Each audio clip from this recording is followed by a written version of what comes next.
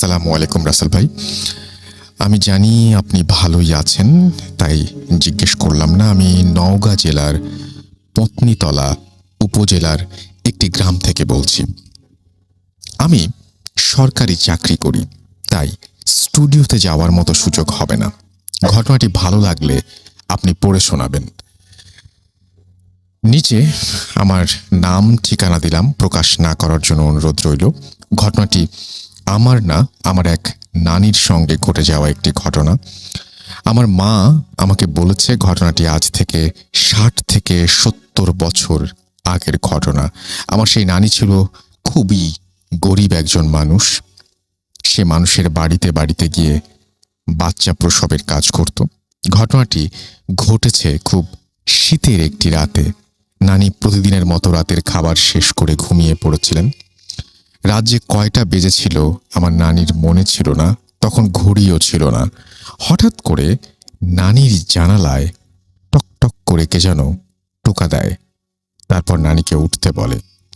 তারপর নানি বলে, কে? সেই লোকটি বলে সে পাশের গ্রাম থেকে এসেছে, তার খুবই বিপদ, তার স্ত্রীর সন্তান সম্ভবা খুব কষ্টে ছটফট করছে, তাকে যেতেই হবে। নানি যেতে না চাইলেও নানি আর লোকটির কথা ফেলতে পারে না। সে বাড়ি থেকে উঠে লোকটির পিছু পিছু রওনা হলো। রাত যে কত ছিল নানির সেটাও মনে নেই। নানি দেখছিল লোকটি তার থেকে একটু দূরে দূরে হাঁটছিল।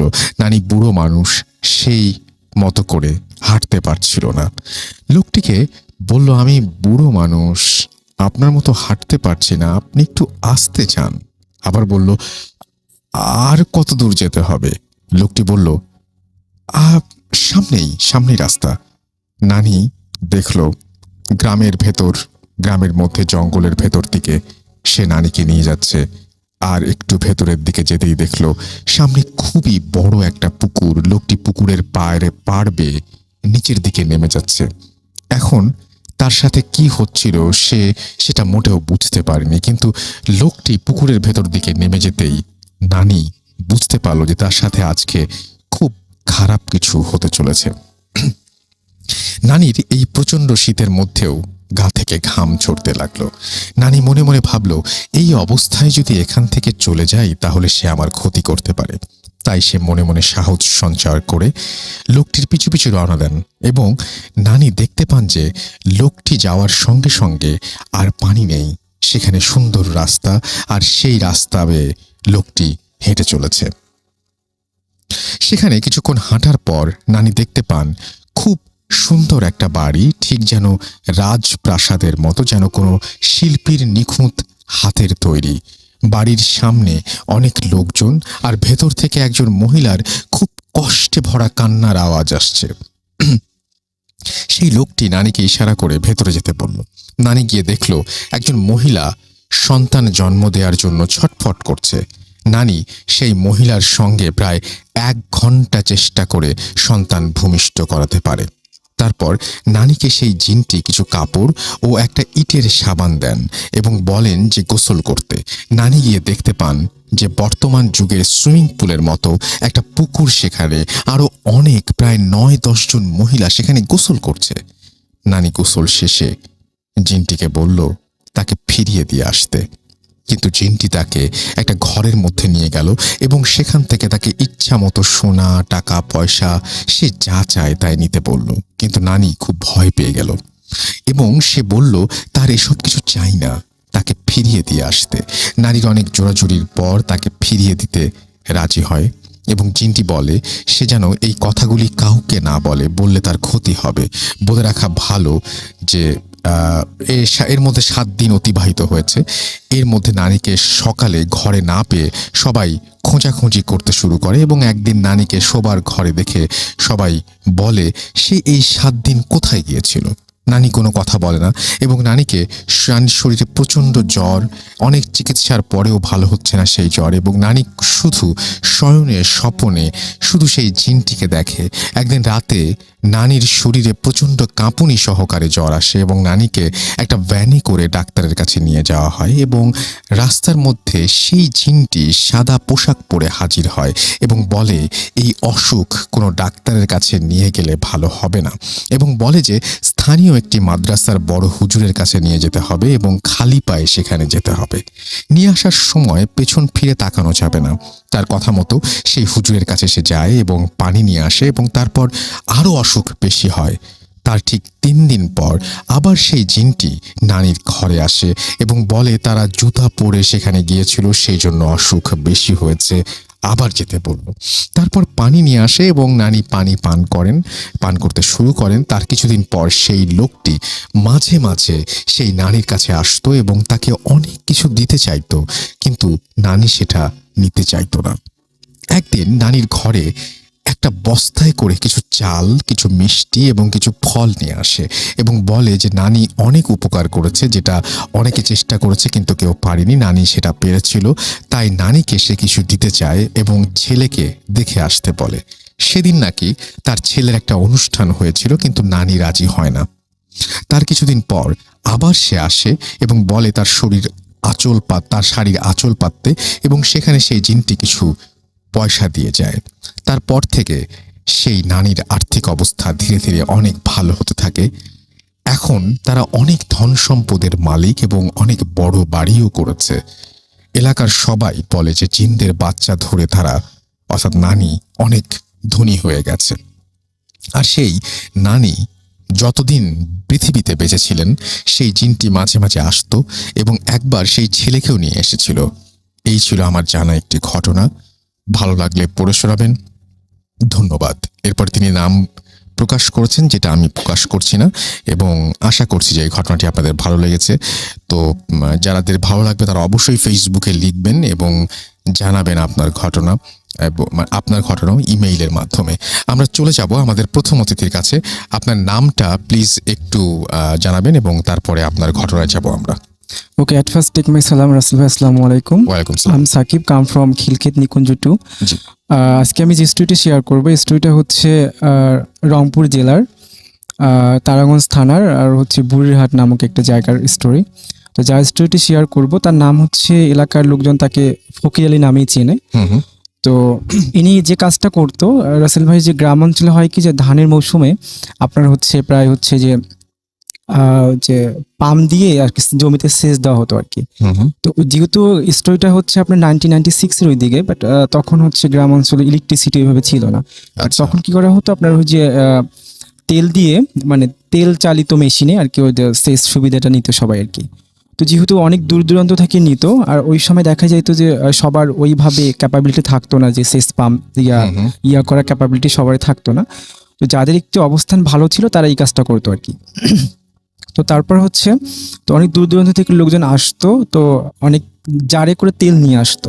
তো তেল নিয়ে আসতো বা সিরিয়াল দিতে হতো, যে কারোটা রাতে দিবে, কারোটা সকালে দিবে, বিকালে দিবে, বাট এরকম করে তিনি একটু রুটিন করতেন আর কি। তো তারপরেও প্রতিদিনে যাওয়ার সময় ওনার ওয়াইফের কাছ থেকে উনি কিছু খাবার নিতেন, যাতে রাতে যাতে ক্ষুধা লাগে, এই জন্য তিনি খাবার নিতেন। তো ফার্স্ট দিন যেদিন খাবার নিয়ে যায় উনি, তো যাওয়ার পর ওনার যে একটা এনভায়রনমেন্টটা বলে দিই, যে ওনার একটা পাম্পের ঘর ছিল, দেন ঘরের পিছনে একটা জঙ্গল ছিল, অ্যান্ড হচ্ছে সামনের দিকটা হচ্ছে আপনার একটা 3 থেকে 4 কিলোমিটার দূরে একটা নদী ছিল আর কি। তো উনি কি করতো, যে ওই মেশিন স্টার্ট করে উনি বিভিন্ন জমিতে দেখতো যে পানিটা ঠিকভাবে যাচ্ছে কি যাচ্ছে না। তো ফার্স্ট দিন উনি মেশিন স্টার্ট করে দেন হচ্ছে উনি হচ্ছে জমি দেখতেছে পানি যাচ্ছে কি যাচ্ছে না। তো দেখার পর ভাবলো যে ক্ষুধা যেহেতু লাগছে, জাস্ট একটু খেয়ে আসি। আচ্ছা। তো উনি যখন ঘরে আসার পর দেখে যে আসলে ওনার যে টিফিন ক্যারিয়ারে খাবারটা নিয়ে আসছে, বা টিফিন ক্যারিয়ারটা খুব সুন্দর করে কি যেন খেয়ে ক্লিন করে রাখছে। তো উনি ভাবলো যে আমি তো খাবার নিয়ে আসলাম, নাকি ভুলেই খাবার দেয়নি, তো আর কেউ যদি খাইতো তাহলে টিফিন ক্যারিয়ারতে এত সুন্দর করে ক্লিন করে রাখতো না। বাট উনি একটা খটকা লাগে। তারপর উনি বললো আচ্ছা ঠিক আছে, বাসা গিয়ে জিজ্ঞাসা করবো। তো ওনার ওয়াইফকে বলে, তো ওনার ওয়াইফ বলে না আমি তো ঠিকই দিচ্ছি। তো তারপর বলে এটা কি হইলো, তো ঠিক আছে এটা বাদ দাও। তো তারপর 3-4 দিন নর্মাল ছিল সবকিছু ওকে। দেন হচ্ছে উনি তারপরে 1 সপ্তাহ পর উনি আবার সেম কাজটাই করছে, সেচ দিচ্ছে, ঘুরে আসতেছে। তো উনি যখন বলতেছে আজকে ঠিক আছে খাবারটা রাখবো এবং আমি দেখবো যে এটা কে খায়। আচ্ছা। তো এইটা বলার পর উনি বাইর হয়েছে আর ঘর থেকে বাইর হয়ে দেখতেছে যে দেখি আমার জমিতে শেষ ঠিকভাবে পানি যাচ্ছে কি যাচ্ছে না। তো উনি ঘর থেকে বাইর হওয়ার পর দেখতেছে যে ওই নদীর ওই দিক থেকে একটা সাদা পোশাক পরিহিত একজন লোক আসতেছে। তো উনি যে আসতেছে বাট প্রায় অনেকক্ষণ থেকে আসতেছে, বাট ডিস্টেন্সটা কমছে না। উনি যে ওনার কাছে পৌঁছাবে বাট এই ডিস্টেন্সটা কমছে না। তা উনি বলতেছে একটু পথ আসতে তো এতক্ষণ লাগার কথা না, বাট উনি বলতে দেখি আমি একটু আগে যা দেখি আসলে কি এটা। তো উনি যখন যাচ্ছিল তো উনিও ওই লোকটার কাছে পৌঁছাতে পারছে না। তো উনি ভাবলো যে এটা কি হচ্ছে। তারপরে উনি যখন যাচ্ছিল তো হঠাৎ করে তিনি কিউরিসিটি বশত ভাবলো দেখি একটু আমার মেশিনের ঘরের দিকে একটু তাকাই। তো ঘরের যখন একটু লুক দেয় তো উনি দেখে যে অসংখ্য কুকুর ঘরটা থেকে বের হচ্ছে, জঙ্গলের দিকে যাচ্ছে। তারপরে উনি আবার ওনার ফ্রন্ট সাইডে আবার লুক দেয় যে লোকটাকে দেখলাম, তো দেখার পর দেখে যে না লোকটা ওখানে ভেনিশ হয়ে গেছে। তো পিছন থেকে আচ্ছা। কেউ একজন ডাকতেছে ওনাকে, অনেক সাউন্ড করে ডাকতেছে যে আপনি কই যাচ্ছেন কই যাচ্ছেন। তো উনি অলমোস্ট নদীর কিনারে চলে আসছে প্রায়। তো উনি পিছন থেকে এসে বলে আপনি কই যাচ্ছেন। তো বলতেছে আমি তো জমিতে দেখতে আসছি যে ঠিকভাবে পানিগুলো যাচ্ছে কি যাচ্ছে না। তো বলছে আপনি তো প্রায় নদীর কাছে চলে আসছেন, নদীর আশেপাশে তো কোনো জমি নেই, আপনি কই যাচ্ছেন। তারপরে উনি তখন ওনার ঘোড়াটা কেটে যাওয়ার পর ওনাকে শেয়ার করে না, যদি ভয় পেয়ে যায়। তারপরে ফজরের সময় উনি বাসায় এসে কাউকে কিছু বলে না। তো না বলার পর আবার প্রায় 3-4 সপ্তাহ সব ওকে ছিল। তো তারপরে ওনার ওয়াইফ সেম জিনিসটাই দেখে। তো একদিন রাতে প্রায় হচ্ছে ফজর আজানের আগে ওনার হাজবেন্ড ফজর আজানের সময় আসে বাসায়। তো আগে কেউ একজন টোকা দিছে দরজায়, টোকা দিয়ে ওনার টোনটা এরকম ছিল, না হাজবেন্ডের টোনে ওনাকে কল করছে যে দরজাটা খুলো আমি আসছি। তারপরে উনি দরজাটা খুলে, তো আগে তো গ্রামে যেহেতু ইলেকট্রিসিটি ছিল না, বাট হ্যারিকেন নিয়ে যখন উনি বাইর হয়, তো বাইর হওয়ার পরে ওনার হাজবেন্ডকে উনি ডাকছে যে তুমি কোথায়।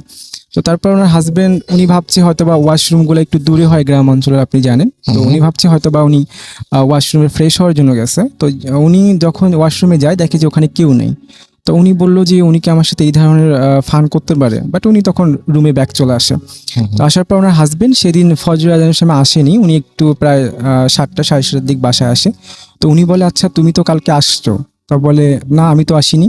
তো তুমি আসলা, তুমি আমাকে ডাকলা, আমি দরজা খুললাম, খুলে দেখি তুমি নেই।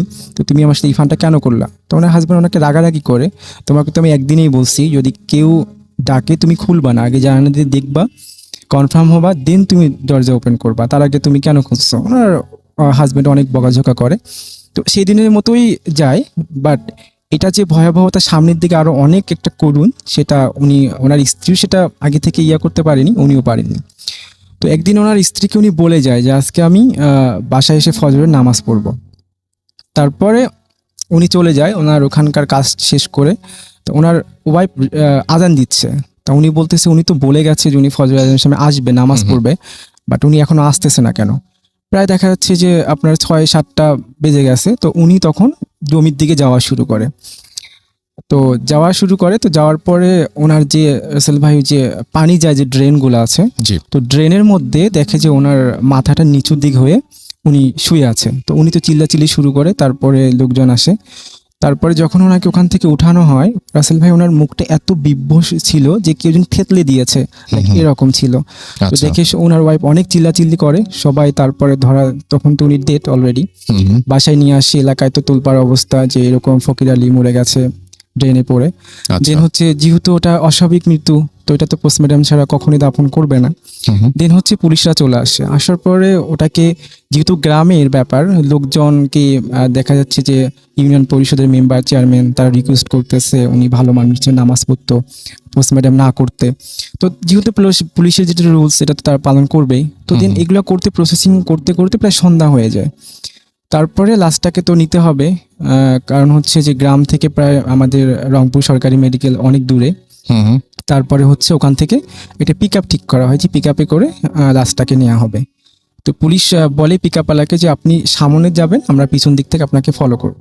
তো রাসেল ভাই প্রায় হচ্ছে 1 কিলোমিটার যাওয়ার পর হঠাৎ করে স্টার্ট বন্ধ হয়ে যায়। বন্ধ হওয়ার পর তো বলে স্টার্ট তো বন্ধ হয়ে গেছে, এখন তো এটাকে কিভাবে নিব। তো তখন কি করে, পুলিশের গাড়ির পিছনে গাড়িটাকে রশিদে বেঁধে তারপরে গ্যারেজ পর্যন্ত নেওয়ার চেষ্টা করে। তো যখন আপনার হচ্ছে পুলিশের যে ছিল ড্রাইভার, উনি যখন ড্রাইভ করছে, বাট উনি হঠাৎ করে হার্ট ব্রেক করে দেয়। তখন ওনাকে বলে, আচ্ছা তুমি এইভাবে কি হার্ট ব্রেক করে রাস্তার মাঝখানে? তা বলছে, স্যার আমি নিতে পারছি না। তা বলে কি হয়েছে? তা বলে আমি রাস্তাকে ফাইন্ড আউট করতে পারছি না। তো বলে কেন, রাস্তা তো ঠিকই আছে। কই, স্যার আপনি ঠিক দেখতেছেন, বাট আমি একটা রাস্তাকে 4টা করে দেখছি। হুম, তো উনি বললো হয়তো বা সারাদিন এত গ্যাঞ্জাম ছিল, বা হয়তো বা একটু হ্যালুসিনেশন হতে পারে। তো ঠিক আছে, গাড়িটা ওই যে চায়ের দোকানের কাছে দাঁড়াও, আমরা একটু ফ্রেশ হয়ে নিই। হুম, হুম। তো সবাই চাটা খাওয়ার পর দেন প্রায় ওখানে 10 মিনিট এক্সপ্লেন করার পর আবার যখন তারা রওনা দিবে, তো রওনা দেওয়ার পর রাসেল ভাই তখন সব ঠিক ছিল, বাট হুম। ফাইনালি তারা হচ্ছে আহ, পৌঁছায় মেডিকেলে। তো এখন যেহেতু করবে, তো করার পর ডোমরা চলে আসে, সবাই চলছে, প্রসেসিং চলছে পোস্টমর্টম করার জন্য। তো রাসেল ভাই তারা যেহেতু এত এক্সপার্ট, বাট তারা কেন জানি হিমশিম খেয়ে যাচ্ছে। আচ্ছা, মানে দুইজন ছিল, একজন লাস্টটা দিয়ে তাকিয়ে আছে, একজন বিভিন্ন সিজার টিজার যেগুলো ইনস্ট্রুমেন্ট লাগে আর কি করার জন্য সব নিয়ে আসছে, বাট তারা কোনোভাবে শুরু করতে পারছে না, যে আমরা কিভাবে শুরু করব, কোত্থেকে শুরু করব, এইরকম আর কি। একদম আরেকজনকে জিজ্ঞাসা করছে তুমি শুরু করো, এ বলছে না তুমি শুরু করো। তারা তাদের মধ্যে একটা গোলযোগ লেগে গেছে। তখন পুলিশ বলে, আচ্ছা তোমাদের সমস্যাটা কি? তখন বলছে, স্যার আমাদের প্রবলেম হচ্ছে যে আমরা কোনোভাবে শুরু করতে পারছি না। তা বললে একটু ফাজলামো নাকি, তোমরা যে কাজটা এক্সপার্ট শুরু করতে পারছো না মানে কি? তো তারপরে যেহেতু পুলিশ ওই শুনছে একটু যে মৃত্যুটা কিভাবে ঘটছে ওনার ওয়াইফের কাছ থেকে শোনার পর, উনি তখন বলে ঠিক আছে, আমাদের যেহেতু কেন্দ্রীয় মসজিদে হুজুর আছে, তো আমরা হুজুরের হেল্প নিতে পারি। হুম, তখন হুজুরকে কল করা হয়, হুজুর চলে আসে। হুজুর তখন আসা মাত্রই বুঝতে পারে যে এটা হচ্ছে জিন ঘটিত মৃত্যু, বা এটা একটু প্রবলেম হবে, বাট আমি সাময়িক সময়ের জন্য কিছু দোয়া দূরে পড়ে এটা ঠিক করে দিতে পারি, বাট পরে কি হবে এটা আমি বলতে পারবো না। তারপর রাসেল ভাই তখন উনি ঠিক করে দেয়, একটু দোয়া দূরত পড়ে দেয়। দেন হচ্ছে পোস্টমর্টম করার পর বাসায় নিয়ে আসার পর লাশ গোসল করানো সব ওকে, বাট দাপন টাপন করা শেষ। কিন্তু দাপন করার প্রায় 1 সপ্তাহ পর প্রবলেমটা শুরু হয় ওনার ওয়াইফের সাথে, যে হঠাৎ করে রাতে হচ্ছে টিনের চালে অসংখ্য ঢিল ছুটছে, ডিস্টার্ব করছে, দরজায় টোকা দিচ্ছে, ওনার হাজবেন্ডের টোনে ডাকাডাকি করছে। তো ওনার ওয়াইফ খুব নিতে পারছে না। তারপর উনি একটা কবিরাজের কাছে যান। তো কবিরাজকে বলেন যে আমার এই প্রবলেম হচ্ছে। তো বলে যে ঠিক আছে, আমি তো এটা পারবো না, আমি একটা রেফারেন্স দিচ্ছি, আপনি ওনার সাথে যোগাযোগ করতে পারেন। হুম। তারপর উনি যখন রেফারেন্সটা দেন রাসেল ভাই, তখন উনি ওই কাছে যান আর কি, কবিরাজের কাছে। তো কবিরাজ যেটা ওনাকে ইনফর্ম করে যে আপনার রুমে আপনার হচ্ছে একটা বক্সের মধ্যে একটা ছোট একটা পুতুল আছে। আসলে ভাই আমি একটা করে আসছি যে উনি একটা ওনার ঘরে জি, ওই ফার্স্ট টাইম যখন উনি ওই জিনিসটা দেখছেন, তো উনি একটা পুতুল পাইছিলেন, ছোট্ট, খুবই ছোট আকৃতির একটা পুতুল। তো ওই পুতুলটা উনি ঘরে এসে রাখেন, বাট ওনার ওয়াইফ জানতো না। তো তখন হুজুর বলে ওই পুতুলটা হচ্ছে আপনি একটা ছোট্ট একটা ব্যাগে করে, ব্ল্যাক কাপড়ের একটা ব্যাগ তৈরি করবেন, তৈরি করে ওই ব্যাগে করে আপনি পুতুলটা হচ্ছে ওই নদীতে ফেলাই দিবেন। তো ওনার ওয়াইফ হচ্ছে পুতুলটাকে একটা ব্ল্যাক কালারের ইয়াতে করে উনি তারপরটা ফেলাই দিয়ে আসেন। তো তারপর থেকে ওনার বাড়িটারি বন্ধ করে দেওয়ার পর সবকিছু ওকে ছিল। আসলে এই ছিল আমার first story. Thank you so much. আপনার প্রথম ঘটনার জন্য আপনাকে অনেক অনেক ধন্যবাদ এবং আশা করছি যে আপনাদের অনেক ভালো লেগেছে এই ঘটনাটি। আমরা চলে যাব আমাদের পরবর্তী অতিথির কাছে এবং তার ঘটনাটি শুনে আসব। আপনার নামটা প্লিজ একটু বলবেন, আপনি কোথা থেকে এসেছেন, তারপর আপনার ঘটনায় যাব। ধন্যবাদ রাসেল ভাই। সবাইকে আসসালামু আলাইকুম। আমি নাহিদ, আসছি ডুয়েট গাজীপুর থেকে। জি। তো আমি যে গল্পটা বলবো এটা আমার এলাকার চাটমোহর পাবনার। আর এটা আমাকে বলছে আমার সিনিয়র স্যার মাসুদুর রহমান। তো ঘটনা হচ্ছে 2006 সালের। তো আমার স্যার, বলি যে স্যার টেক্সটাইল ইঞ্জিনিয়ার, তো পাবনার থেকে ঢাকাতে থাকতো বাসাতে। তো উনি জব করতে করতে হঠাৎ 2 দিনের ছুটিতে বাসায় যায়। তো বাসায় যেতে আহ, রাতে পৌঁছায় বাড়িতে, মানে রাতে বাড়িতে পৌঁছায়। বাড়িতে পৌঁছানোর পরে তো জি। তো ঘুমায়, অনেক রাতে পৌঁছানোর পরে ঘুমায়। কারণ ঘুমে আনুমানিক ভোরবেলাতে হঠাৎ করে স্যার একটা স্বপ্ন দেখে। স্বপ্নটা হচ্ছে এরকম যে কেউ বলতেছে যে, মানে আজান দিছে আর কি, আজান দিছে যে আজানে একটা মানে শোক সংবাদ আসছে একটা। স্বপ্নটা এরকম ছিল যে শোক সংবাদ, তিনি কেউ একজন মারা গেছে। তো এই শোক সংবাদ শোনার পরে মানে স্যারের ঘুমটা ভেঙে যায়। তো ঘুম থেকে উঠে স্যার এখন ফ্রেশ হলো। এখন ফ্রেশ হওয়ার কিছুক্ষণ পরে, প্রায় 15-20 মিনিট পরে, মানে সত্যি সত্যি এলাকার থেকে, ওই মসজিদ থেকে, মানে ওই যেই স্বপ্নটা দেখছে স্যার, ঠিক সেই হুবহু সেই স্বপ্ন। হ্যাঁ, হুবহু সেই স্বপ্নটাই মানে বলতিছে মসজিদ থেকে, মানে মসজিদ থেকে যে একটি শোক সংবাদ, অমুক মারা গেছে, তো ওনার জানাজা হবে, এই, মানে 4টা-5টার দিকে, অর্থাৎ আসরের নামাজের পরে। তো আমাদের ওখানে একটা কলেজ ছিল, এই কলেজের মাঠে অনুষ্ঠিত হবে জানাজা নামাজটা। তো জানাজা নামাজটা এখন যখন ওই লোকটা মারা গেছে, তো ওই স্যারের আম্মু ওই লোকটাকে চিনতো, খুব চিনতো, এবং ওই লোকটা ভালো ছিল এরকম। তো স্যারের আম্মু স্যারকে বললো যে স্যার যেহেতু ছোট ছিল, যে তুই একটু ওই লোকের জানাজাতে একটু অংশগ্রহণ করিস, যেহেতু স্যার কিন্তু 2 দিনের ছুটিতে আসছে। তো আচ্ছা ঠিক আছে, এখন স্যার ওইটা আমলে নিছে। তারপর স্যার থিঙ্কিং করতেছে কি ব্যাপার, আমি বুঝলাম না, আমি স্বপ্ন দেখলাম একটা, সেটাই আবার বাস্তবে প্রকাশ হলো। তো একটা কিউরিওসিটি, আচ্ছা ঠিক আছে আমি জানাজা তো থাকবো, মানে শেষ পর্যন্ত থাকবে। তো সচরাচর জানাজা হইলো, জানাজার পরে এখন গোরস্থানে মাটি দেওয়ার জন্য লাশ নিয়ে গেছে, স্যারও গেছে। তো জানাজা করার শেষে মাটি দেওয়ার পরে যেটা হয় আমাদের দেখা যাচ্ছে কি যে, মানে কবরটা অনেক মানে ইয়ে করে অনেকে, অনেক বাঁশ কেটে, তারপরে কি মানে চাটাই চাগাড়ি যেগুলো বলি আমরা, তো ওগুলা দিয়ে খুব সুন্দরভাবে সাজালো, মানে সাজায় ইয়ে করে কবরটা প্রস্তুত করে। তো ওইখানে আমাদের মানে যে এই ইয়েটা ছিল, এই হুজুরটা ছিল জানাজা নামাজটা পড়ায়, ইনস্ট্যান্ট হুজুর কিন্তু কবরের ওখানে দাঁড়ায় আছে, দেখতেছে যে কবর প্রস্তুত করা ঠিক হয়েছে কিনা। তো যেহেতু হুজুর মানে জানাজা পড়াইছে এবং ওই লাশ দাফন দেওয়া মানে শেষ পর্যন্ত কিন্তু হুজুরের মানে দায়িত্ব থাকে এরকম। তো এখন হুজুর মানে কবর কমপ্লিট হয়েছে, আর 10 থেকে কি 15 সেকেন্ড পরেই মানে মুনাজাত করবি, এটা মানে আমাদের ইসলামে এরকম নিয়ম আছে যে কবর দেওয়ার পর সাথে সাথেই মানে বেশি দেরি মানে করতে হয় না, দেখা যাচ্ছে কি যে কিছুক্ষণ পরেই মানে মুনাজাত ধরতে হয়, তো দোয়া করতে হয়। তো এখন ঠিক যে মুহূর্তে মোনাজাত করবে, মানে কে জানি ওই মানে যে হুজুরটা জানাজা পড়াইছে পিছন থেকে কে জানি একজন মোনাজাত ধরছে আর কি। তো এইটা আর কি কেউ বুঝতে পারেনি, মোনাজাতটা অনেক বড় হয়েছে, মোনাজাত মানে প্রায় 15 থেকে 20 মিনিটের মতো মোনাজাতটা। তো এখন মোনাজাত হয়েছে, এখন দোয়া হচ্ছে, এখন কেউ কিছু বলতে পারছে না, কিন্তু যখন অ্যাট দ্য টাইমে সবাই বিরক্তি হয়েছে তখন একজন বলে ফেললো যে হুজুর একটু মানে দোয়াটা একটু শর্ট করে করেন। তখন কিছুক্ষণ পরে আবার মানে দোয়া শেষ হয়ে যায়। তো যাই হোক, দোয়া শেষ হওয়ার পরে এখন হুজুর কিন্তু সামনের যে হুজুরটা ছিল জানাজা নামাজ পড়াইছে, সেই হুজুর কিন্তু দোয়া মোনাজাতটা ধরে নেই। সে হুজুর পিছন থেকে ঘুরে বলছে, আচ্ছা কে কোন হুজুর বা কে এই দোয়াটা ধরলোটা কে? তখন বাকি মুসল্লিরা যারা পিছনে ছিল তারা বললো যে হুজুর এটা তো আপনি হুজুর, আপনি জানাজা নামাজ পড়েছেন, এটা তো আপনি ইয়ে করবেন, আপনি তো মোনাজাত ধরছেন। তো হুজুর বলেন, না আমি তো মোনাজাত ধরিনি, আমি তো মোনাজাত ধরলে এত বড় করার তো কোনো মানে প্রশ্নই আসে না। তো কে ধরাইছে? হুজুরেরও কিন্তু রাগ আছে যে কে এরকম একটা রাগারাগির পড়ায় একটা পর্যায়ে সবাই বললো, মুসল্লিরা বলেছে যাই হোক যেটা হওয়ার হয়েছে, এখানে রাগারাগি করে কোনো লাভ নাই, হয়তো গায়েবীভাবে কোনো একটা লোকটা ভালো ছিল যেহেতু, হয়তো এরকম একটা মানে কোনো একটা ফেরেস্তা হয়তো এরকম একটা মানে মিরাকেল একটা ঘটনা ঘটছে। তো যাই হোক, এই বিষয়ের পরে ওই দিন বড় ভাইটা ইনস্ট্যান্ট ছিল, তার ঠিক 1 বছর পরে একই ডেটে, অর্থাৎ 7 সালের একই ডেটে ভাইয়াটা আবার ছুটি পায়, এরকম জবের ইয়ে করার পরে ছুটি পায়, আবার সে বাসায় আসে। কিন্তু সে যে ওই একই ডেটে আসতেছে এটার ভাইয়া জানে না, সেটা ভাইয়া জানে না, এটা পরে জানতে পারে, সে বাসায় আসার পরে জানতে পারে। তো যেহেতু সে জানে না, সে ট্রেনে আসবে, জব করছে মানে অফিসে কাজ করছে, বিকাল দিয়ে কাজ করে বের হয়েছে সন্ধ্যার আগে। তে ওইখানে তো আর কোনো মানে ট্রেনে যাবে বাসাতে, এখন ট্রেনে করে বাসাতে যাবে, কিন্তু ওইখানে কোনো বসার মতো মানে স্ট্যান্ডিং টিকিট কাটছে, কিন্তু বসার কোনো সিট পায়নি। তো যে লোকটা মারা গেছে, ওই যে মারা গেল, জানাজা এবং কবর দিল, ভাইয়া কিন্তু ওই লোকের চেহারাটা দেখেনি।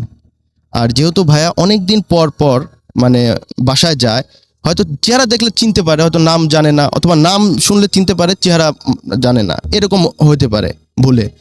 তো যে স্টেশনে আসলো, সেই স্টেশনে ওই লোকটাকে দেখছে, দেখার পরে চিনতে পারছে যে হ্যাঁ এই তো আমার এলাকার আঙ্কেল।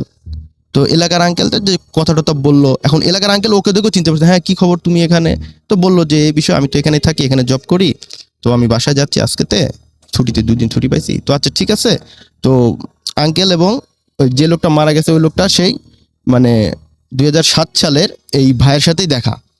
তো ভাইয়া তো দেখেনি, চেনেও নাই, তো ওইভাবে বলতেছে যে আচ্ছা ঠিক আছে তাহলে একসাথে যাই। তো ওই আঙ্কেলের আবার টিকিট কাটা ছিল, অ্যাডভান্স টিকিট, মানে সিট সহ। তো আঙ্কেল আবার কি করছে যে আচ্ছা ঠিক আছে তুমি বসো, আমরা একসাথে যাই। পরে এরকম মিলেমিশে যেতে পারবো, বেশি দূরে না, কাছেই। তারপরে এইভাবে করে আসছে।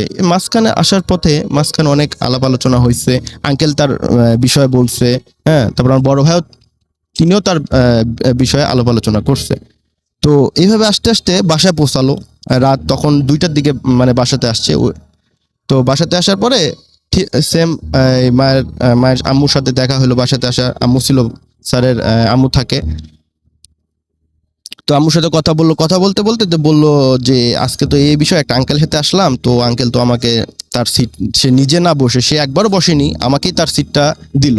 তাই মনে করলাম হয়তো আমাকে ভালোবাসে বা স্নেহ করে, সেই হিসাবে আমাকে তার ইয়েটা দিছে। আমিও আঙ্কেলকে জোরাজোরি করছি বসার জন্য, বাস আঙ্কেল একটা বারের জন্য বসেনি, খালি আমাকেই বসানছে। ইভেন যেগুলা স্টেশনের টপিকস আছে, টপিক্সের যেগুলো হয় সেগুলোতে আঙ্কেল আমাকে অনেক চিপস অথবা জুস, হ্যাঁ, এগুলো কিনে দিয়েছে, আমি খাইছি। মানে আমাকে খুব আদর করতে করতে, নিজের ছেলের মতো আদর করতে করতে নিয়ে আসছে। তো নিয়ে আসার পরে এই তো এগুলো বললো, এবং আঙ্কেলের যে ছেলের কিছু কথা বললো, তখন আমার ওই বড় ভাইয়ের আম্মুটা বুঝতে পারলো যে এটা সেই 1 বছর আগে যে লোকটা মারা গেছে সেই লোকটাই ছিল। 7 বছর আগে বলেছিলেন? না না না, 2007 সালের ঘটনা। আচ্ছা আচ্ছা, 1 বছর আগে। 1 বছর আগে, হ্যাঁ, একই ডেটে, মানে মৃত্যুবার্ষিকী। তো সেই যে ঘটনাটা, মানে 1 বছর আগে যে লোকটা মারা গেছে সেই লোকের সাথে আছে। ওই সময় তো আমার ওই ভাইয়াটা আর কি জানাজা অংশগ্রহণ করছে এবং মাটি দিছে, কিন্তু চেহারা তো দেখেনি। আর ভাইয়া তো থাকে না এলাকায়, ঢাকাতে জব করে, সে মাঝে মাঝে যায় 2-1 দিনের ছুটিতে, হ্যাঁ। তো যার জন্য চেহারাও দেখতে পারে নাই। ইভেন ওই যে ট্রেনে আসার পথে যে আলাপ আলোচনা হয়েছে, ওই আলাপ আলোচনায় কিছু বলছে, ওনার আত্মীয় রিলেটেড, ওই আঙ্কেলের আত্মীয় রিলেটেড কিছু কথা বলছে। তো ওনার আম্মাটা বুঝে ফেলছে যে এটা ওই লোকটাই। তখন আমার বড় ভাইয়ের আম্মু খুবই মানে হতভম্ব হয়ে গেল যে কিভাবে সম্ভব এটা, যে 1 বছর আগে তুই, বললো ভাইয়াকে, বললো যে তুই তো তোর জানাজা করলি তোর আঙ্কেলের, এবং আজকে আজকে সেই আঙ্কেলের আবার হচ্ছে, মানে যেহেতু পাশাপাশি তো একদম বাড়ির পাশাপাশি, তো 1 বছর উপলক্ষে হয়তো দোয়া মিলাদ এরকম কিছু হয়, অনেকে আবার কালেমা এরকম কুরআন শরীফ খতম দেয়। তো সেই হিসাবে ওই আঙ্কেলের আম্মুকেও দাওয়াত দিছিল, যেহেতু আঙ্কেল মানে ছোট বড় ভাইয়ের আম্মুকেও দাওয়াত দিছিল, যেহেতু বড় ভাইয়ের আম্মু থাকে। যে বললো যে এই আঙ্কেল তোর 1 বছর, এই আঙ্কেলই মারা গেছে, তোর হয়তো খেয়াল নাই, মনে থাকিস না, এখানে আসিস না, যার জন্য তুই দেখিস নি। তখন বড় ভাই তো মানে খুব শক খাইছে যে কিভাবে সম্ভব এটা, মানে আমার সাথে এরকম হওয়ার কারণটা কি। সে একবার মানে স্বপ্ন দেখলো, স্বপ্ন দেখার পরে সেটা আবার বাস্তবে হলো, তারপর আবার জানাজাতে অংশগ্রহণ করে এরকম একটা মিরাকেল হলো, দেন আবার আজকে বাড়িতে আসলাম, এই ধরনের হওয়ার কারণটা কি। তখন বড় ভাইয়ার আম্মু বলল, ওই রাতেই বলল যে দেখ, বিষয়টা হচ্ছে তুই যখন ছোট ছিলি, তোর ওই আঙ্কেলটা, মানে তোর যখন অসুখ হয়েছিল ছোটবেলাতে, অনেক অসুখ হয়েছিল, অনেক ট্রিটমেন্ট করছিলাম, কিছু জ্বর হয় ছোট বাচ্চাদের, যেগুলো ডাক্তারের ওষুধ এইগুলো কাজ করে না, হ্যাঁ। দেখা যাচ্ছে কি বনজ বা ভেষজ যদি ওষুধ আমরা খাওয়াই, এই ধরনের, অথবা কবিরাজি যদি ওষুধ খাওয়াই, তাহলে ওই ক্ষেত্রে মানে সেরে যায়। তো ওই আঙ্কেলটা নাকি কি যেন একটা গাছ, এরকম পাতা অথবা গাছের রস এরকম নাকি, মানে যখন দেখছে মানে আমার ডাক্তারের ট্রিটমেন্টে কাজ হচ্ছে না, মানে অনেক মানে বড় ভাইটা মানে না বাঁচা এরকম এট দ্য পর্যায়ে, তখন নাকি ওই আঙ্কেলটা বড় ভাইকে নিয়ে 1 দিন না 2 দিন কাছে রাখছিল, এরকম একটা রাখার পরে কিছু চিকিৎসার বনজ ভেষজ অথবা কবিরাজি চিকিৎসা করে তাকে সুস্থ করছে। তো যার জন্য বলা চলে কি সেই আঙ্কেলের ট্রিটমেন্টে তার নতুন লাইফ সে ফিরে পাইছিল। তো যেহেতু আঙ্কেল মারা গেছে, তো তখন মানে বড় ভাইয়ার আম্মুটা মানে বুঝতে পারছে যে যেহেতু এই বিষয়টা ছিল, তাহলে সেও তো মানে বড় ভাইয়ের সাথে এরকম ঘটনাটা ঘটছে, তিনি মারা যাওয়ার পরেও 1 বছর পরেও তাকে হয়তো এইভাবে আসছে। ধন্যবাদ রাসেল ভাই, এটাই ছিল। থ্যাংক ইউ সো মাচ, আপনার ঘটনার জন্য আপনাকে অনেক ধন্যবাদ, এবং আশা করছি যে এই ঘটনাটি আপনাদের অনেক ভালো লেগেছে। যেভাবে লিখেছেন আমি সেভাবেই ইমেলটা পড়তে চাই, এবং আমাদের সাথে যিনি লিখে পাঠিয়েছেন তিনি নাম প্রকাশে অনিচ্ছুক। আসসালামু আলাইকুম, আমি আমার নাম ঠিকানা প্রকাশে অনিচ্ছুক, তবে নিক নেম বলতে পারি। আমি মোল্লা। আমি সৌদি আরবে আছি 5 বছর। আমার দেশের বাড়ি মুন্সিগঞ্জে। আমি যে ঘটনাটি বলবো এটি 3 মাস আগে আমার সাথেই ঘটে যাওয়া একটি ঘটনা। আমি ঘটনা শুরু করছি। বলে নেওয়া ভালো, আমি পেশায় একজন দর্জি। আমার সৌদিতে 5 বছর ধরে বোরকা সেলাইয়ের কাজ করি। মূলত আমার ঘটনাটি একটি সেলাই মেশিনকে নিয়ে। 4 মাস আগে আমি এই কারখানায় কাজ নেই। আমাকে যে মেশিনটি দেয়া হলো কাজের জন্য, এটিতে কিছু সমস্যা থাকার কারণে আমি মুদির অর্থাৎ মহাজনকে বলি একটি সেকেন্ড মানে একটা মেশিনের ব্র্যান্ডের নাম তিনি বলেছেন, সেই নামটা আমি নাই বলি, মেশিন কিনে আনতে। আমি মেশিন সম্বন্ধে ভালো বুঝি, আগেরটা ঠিক করিয়ে যে তেমন লাভ হবে না বুঝেছিলাম। যেই কথা সেই কাজ। মুদির আমাকে নিয়ে গেল একটি মেশিনের দোকানে, সেই স্পেসিফিক সেই ব্র্যান্ডের মেশিনের দোকানে, এবং কয়েকটা মেশিন চালিয়ে দেখলাম, কিন্তু আমার পছন্দ হলো না। দোকানদার ছিল পাকিস্তানি। সে তার ভাষায় আমার বয়সে একটা ছেলেকে ডেকে বলল ঘরের ভেতরের মেশিনটি দেখাতে। মেশিনটা দেখে নতুনের মতোই মনে হলো, তাও অনেক ভালো কোম্পানির, দামেও কম। আমার পছন্দ হলো, কিন্তু আমি কোনো পাত্তা না দিয়ে আমি দোকানের ছেলেটাকে, কেন জানি মেশিনটা আমার দোকানের ছেলেটা আমাকে নিতে বারবার মানা করছিল, আমি কোনো পাত্তা না দিয়ে মেশিনটা নিয়ে আসি। কিন্তু কয়েকদিনেই আমার আঙুল দিয়ে কয়েকবার সূঁচ ঢুকে যায়। সতর্ক থাকার পরেও কিভাবে যেন সেই সূঁচ ঢুকে যায়।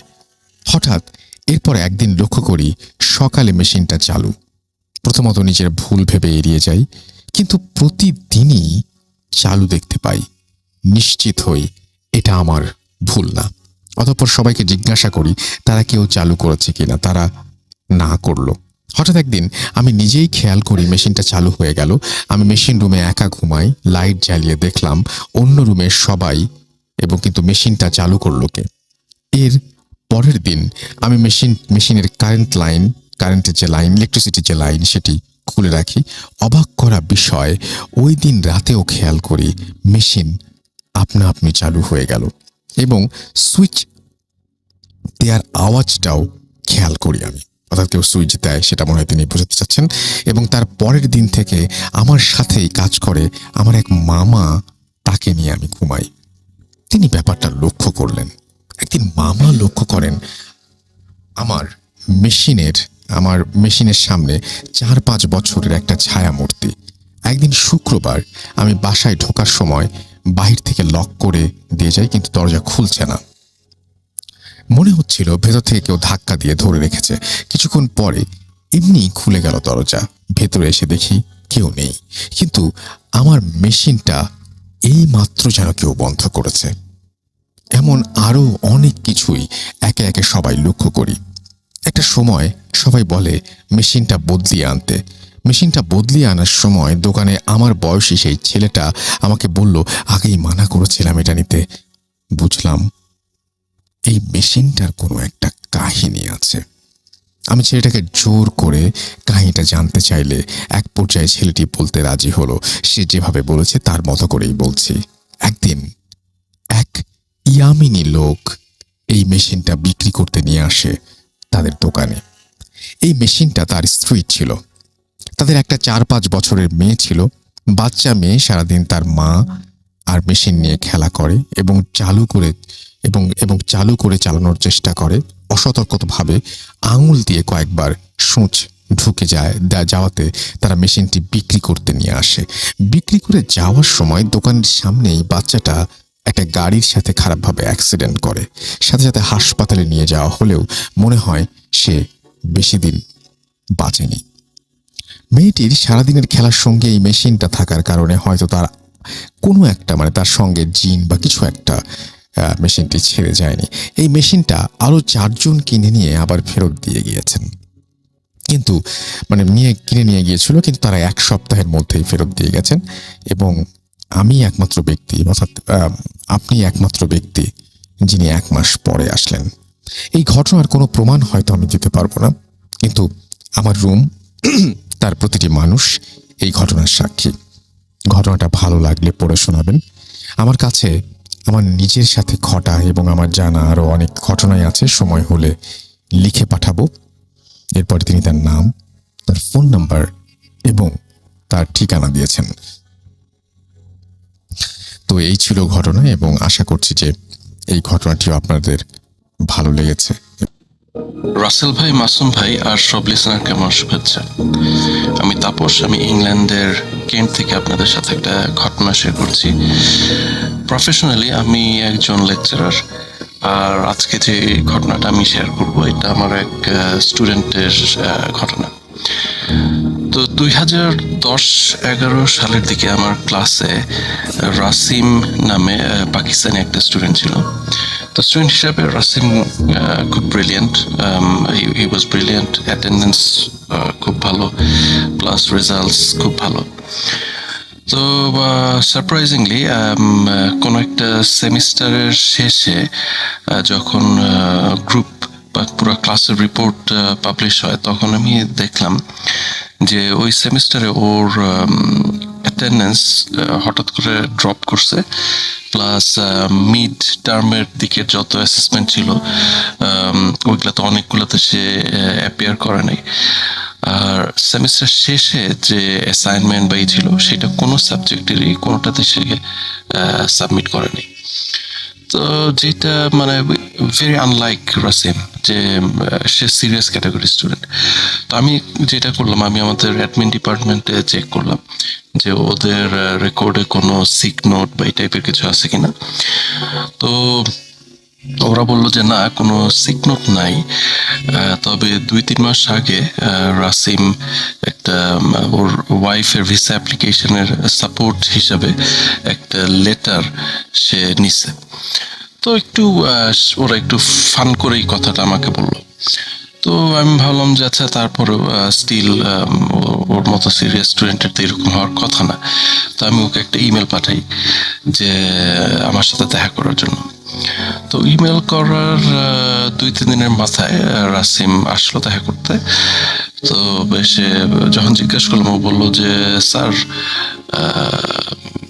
আপনি তো মানে আমার সাইডের স্টোরি বিলিভ করবেন না। তো আমি বললাম যে ট্রাই মি, দেখি what you have to say. তো ও বলল যে ও এমনি একটা এখানে সিকিউরিটি এজেন্সিতে ও কাজ করে। আর এখানের সিকিউরিটি এজেন্সির কাজগুলো যেটা হয়, এজেন্সির অনেক ক্লায়েন্ট থাকে, ওই ক্লায়েন্টের রিকোয়েস্ট অনুযায়ী এই সিকিউরিটিদেরকে সাপ্লাই করা হয়।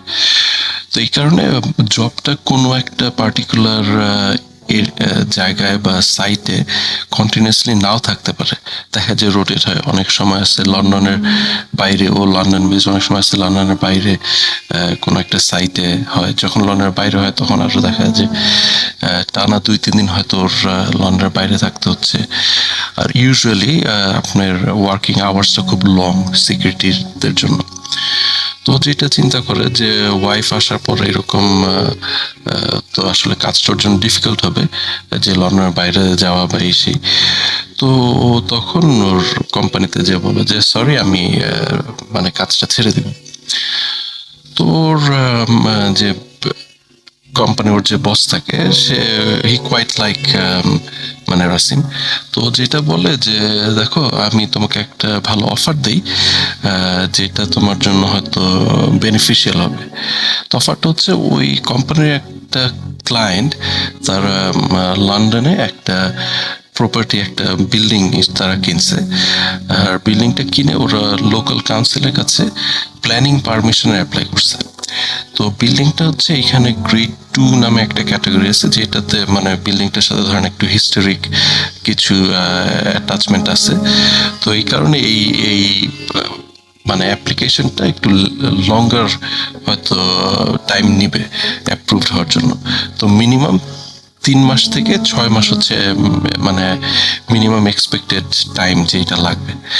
কিন্তু এখানে লিগ্যাল অব্লিগেশন অনুযায়ী কোম্পানিটার আপনার ওই বিল্ডিংটা খালি রাখা যাবে না। এখানে ওদের 24 ঘন্টার জন্য সিকিউরিটির মানে একটা ব্যবস্থা করতে হবে। তো ওই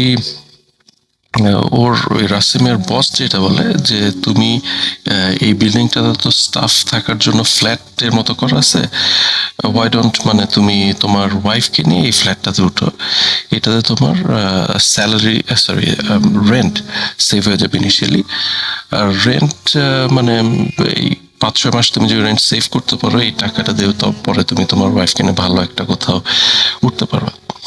তো তখন রাসিমের কাছে মনে হয় যে হ্যাঁ, ইটস এ গুড প্রপোজাল, কারণ এর মাধ্যমে কোম্পানির যে 24 ঘন্টা একটা সিকিউরিটি অন সাইটে থাকা, সেইটাও পারপাস সার্ভ হচ্ছে, প্লাস রাসিমের জন্য রেন্ট সেভ হচ্ছে বা এইসব। তো সে রাজি হয় এবং ও উঠে যায়। এর মধ্যে ওর ওয়াইফ আসে। তো ও থাকা অবস্থায় ওর আসলে কোনো সমস্যা হয় না, he didn't face any problem. তো ওর ওয়াইফ আসার পরে সপ্তাহখানেক ঠিক ছিল, তারপরের থেকে প্রবলেমটা শুরু হয়। তো ও যখন মানে বাইরের থেকে বাসায় ব্যাক করতো, তো ওর ওয়াইফ ওকে বলতো যে আমরা দুইজন ছাড়া এই বিল্ডিং এ কি আরো কোনো মানুষ আছে কিনা। তো বললো যে না, আমরা দুইজনই, কারণ ওই কোম্পানির ওরা এখনো পারমিশন পায় নাই, আর এমনি সিকিউরিটি কোম্পানি থেকে তো আমি একাই আছি এখানে। তো বললো যে না, কিন্তু তুমি গেলে আমি মনে হয় যে শব্দ পাই যে বিল্ডিং এর ভিতরে মানুষজন হাঁটতেছে এই সেই। তো রাসিম বলে যে না, এমন হইতে পারে, ফাঁকা বিল্ডিং তো, ফাঁকা প্রপার্টি তো, বাতাসের কারণে এরকম শব্দ ক্রিয়েট হইতে পারে। তো ওয়াইফও এডুকেটেড মেয়ে, তো সেও একসেপ্ট করে নেয় কথাটা। কিন্তু সমস্যা যেটা হয়, এটা আস্তে আস্তে বাড়তেই থাকে। মানে রাসিম বাইরে থাকলেই ওর ওয়াইফ এই শব্দ পাওয়া শুরু করে। ইনফ্যাক্ট এরকমও হয় যে ও এরপর বলতে থাকে যে তুমি বাইরে গেলে আমি শব্দটা মনে হয় যে কেউ হাঁটতেছে করিডোর দিয়ে বা সিঁড়ি দিয়ে উঠতেছে এই টাইপের, কিন্তু পার্টিকুলারলি আমাদের এই যে ফ্ল্যাটটা বা রুমটা, এইটার দরজার সামনে এসে শব্দটা থেমে যায়। তো রাসিম আসলে স্টিল এটা ইগনোর করে যে এটা পসিবল কিছু না, যে এবং ও তারপরে ও চেক করে ওর ইসের কোম্পানির সাথে যে কোনো পার্টিকুলার মানে ওরা কি আর অন্য কোনো সিকিউরিটি গার্ডকে এখানে অ্যাসাইন করছে কিনা, যে যে দিনের কোনো একটা টাইমে আসে। তো ওরা বলে যে না, এরকম কোনো মানে কাউকে অ্যাসাইন করা হয়নি। তো এর মধ্যে যেটা হয়, একদিন রাসিম বাইরে ছিল ফর সাম রিজন।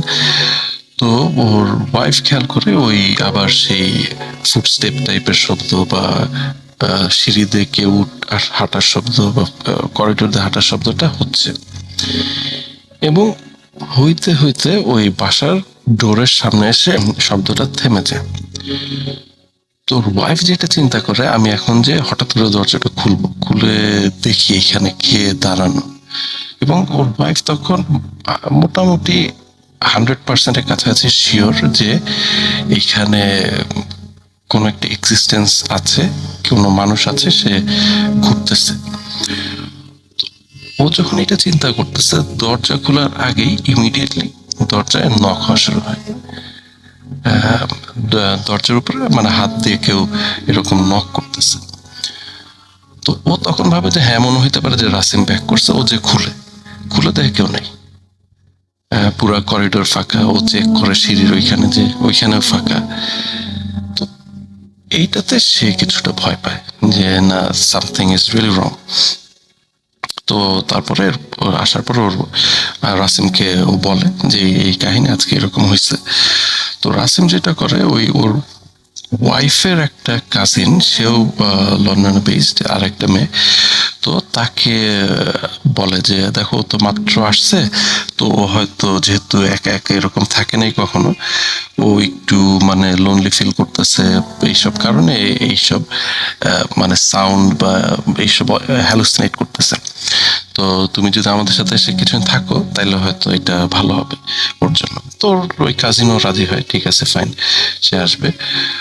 তো ওর কাজিন আসার পরে ওর কাজিন সেম জিনিসটা মানে ফিল করে বা এক্সপিরিয়েন্স করে, যে করিডোর দিয়ে হাঁটার শব্দ। আর ইন দ্যাট মানে ওই দরজা যেদিন খুলছিল, এর পর থেকে যেটা হয়, বাসার ভেতরে শব্দ হওয়া শুরু করে। যে বাসার ভিতরে হাঁটতেছে, ধরেন ওই মনে হয় রুম 2-3টা ছিল এখানে, যে এই রুম থেকে ওরা এই রুমে আছে, অন্য রুমে হয়তো শব্দ হচ্ছে, বা কিচেনের শব্দ হচ্ছে, অথবা টয়লেটের ভিতরে শব্দ হচ্ছে। এই টাইপের বিভিন্ন জায়গায় র্যান্ডম শব্দ হওয়া শুরু করে। তো যেটা হওয়ার পরে ওর ওই কাজিন 2-3 দিন থাকে। 2-3 দিন থাকার পরে সে বলে যে না, আমি আসলে এই জিনিসগুলো খুব একসেপ্ট করতে পারতেছি না, তো আমি আসলে এখানে থাকবো না। তো ও অফার যেটা করে যে আমি যেই বাসায় থাকি ওইখানে মানে রুম অ্যাভেলেবল আছে, তোমরা যদি চাও you can move into that house. কিন্তু এর মধ্যে কিন্তু রাসিম কিছু এক্সপিরিয়েন্স করে নাই, তো এই কারণে সে এখনো জিনিসটা খুব লাইটলি নিচ্ছে।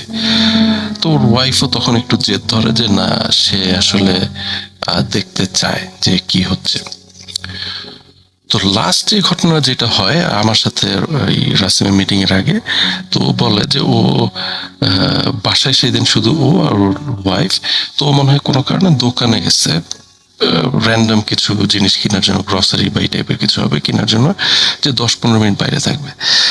তো এর মধ্যে ওর ওয়াইফ বাথরুমে যায়। তো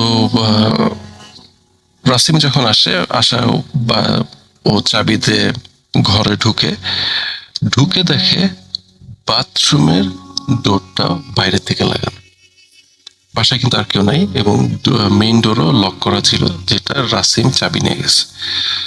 তো দেখে বাথরুমের ডোরটাও করা। তো যে সাথে সাথে বাইরের থেকে বাথরুমের যেটা হচ্ছে আপনার প্যাডলক টাইপের থাকে আর কি, ওই ছিটকিনি টাইপের যেটা, ওইটা খুলে দরজা খুলে দেখে ওর ওয়াইফ ভিতরে বসে কাঁদতেছে। তো কি ব্যাপার, ও বলে যে তুমি যাওয়ার পরে তো এইরকম শব্দ হওয়া শুরু হয় বাসার ভিতরে, এবং বাথরুমের দরজায় নক পড়তে থাকে। তো নক পড়ার পরে ওই ওর ওয়াইফ তখন দরজা শক্ত করে ধরে দাঁড়ায় থাকে, এবং কিছুক্ষণ পর যখন খুলতে চায় তখন আর দরজাটা খুলতেছে না। তো কারণটা অবভিয়াস যে এটা হচ্ছে মানে বাইরের থেকেই তখন অলরেডি সামওয়ান সামহাউ এই বাথরুমের দরজাটা লক করে দিচ্ছে। তো এই ইনস্ট্যান্সের পরে রাসিম মানে মানে একটু একসেপ্ট করা শুরু করে যে হ্যাঁ, সামথিং ইজ গোয়িং রং। তো তখন আমাকে বললো যে স্যার, আমি তো আমাদের যে লোকাল এখানের মসজিদ আছে, এখানে এক হুজুর আছে, তাকে আমি বলছি আমার বাসায় আসার জন্য, তো সে আসবে আগামী 1-2 দিনের মধ্যে। আসার পরে কি আপডেট হয় আমি আপনাকে জানাবো।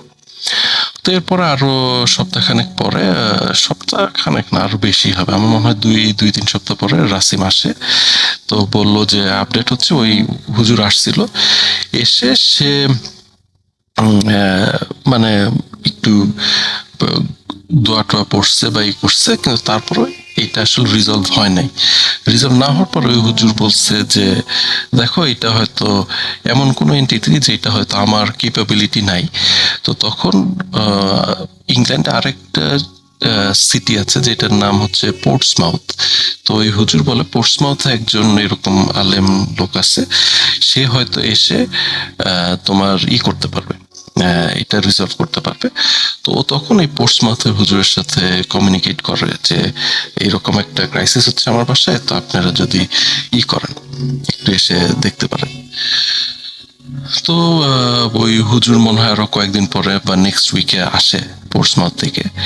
তো এসে উনি দেখাটার পরে তো উনি কিছু মানে রিচুয়াল হয়তো করে, যে বন্ধ করা বা হোয়াট এভার এই টাইপেরই, তো এগুলো করে। তো করার পরে বলে যে তুমি দেখো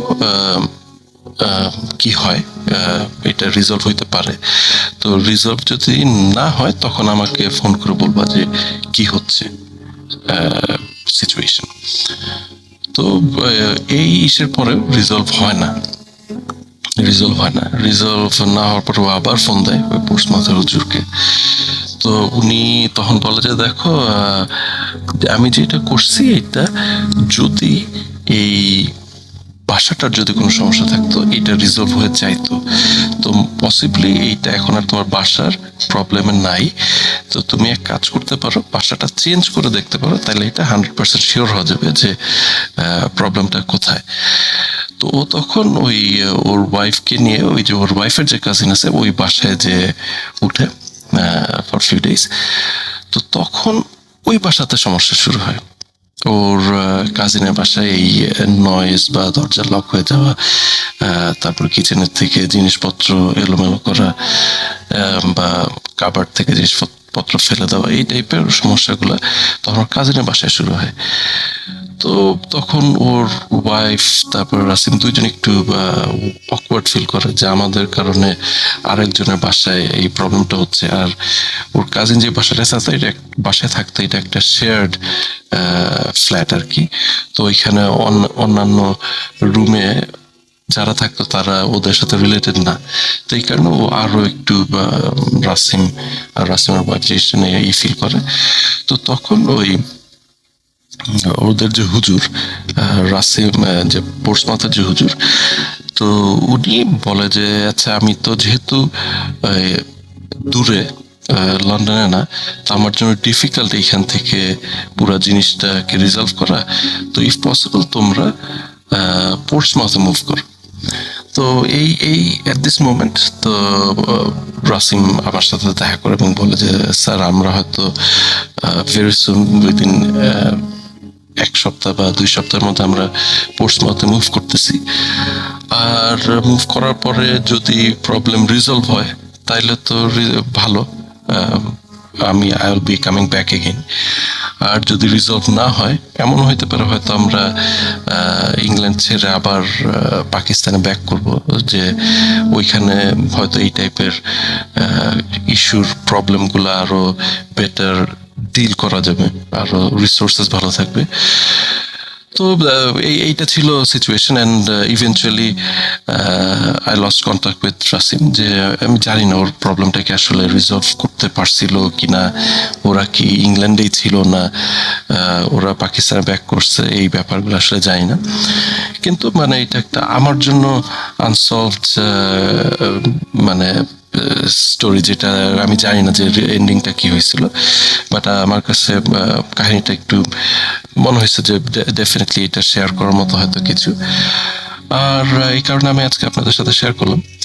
তো নিউ ইয়ারের শুভেচ্ছা দিয়ে সবাইকে শেষ করছি। Happy new year.